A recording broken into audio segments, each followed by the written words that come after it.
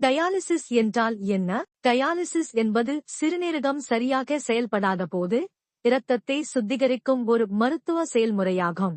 சிறுநீரக செயலிழப்பு அல்லது இறுதிநிலை சிறுநீரக நோய் ESRD உள்ளவர்களுக்கு இது ஒரு சிகிச்சையாகும்.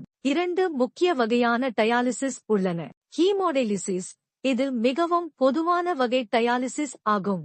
ஹீமோடயாலிசிஸ் போது உங்கள் இரத்தம் டயாலிசர் எனப்படும் ஒரு இயந்திரத்தின் வழியாக செலுத்தப்படுகிறது.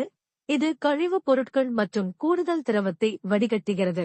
சுத்திகரிக்கப்பட்ட இரத்தம் பின்னர் உங்கள் உடலுக்கு திருப்பி அனுப்பப்படுகிறது. ஹீமோடயாலிசிஸ் வாரத்திற்கு 3 முறை பல மணி நேரம் வரை செய்யப்படுகிறது. பெரிட்டோனியல் டயாலிசிஸ் இந்த வகை டயாலிசிஸ் உங்கள் வயிறு உங்கள் இரத்தத்தை வடிகட்ட பயன்படுத்துகிறது.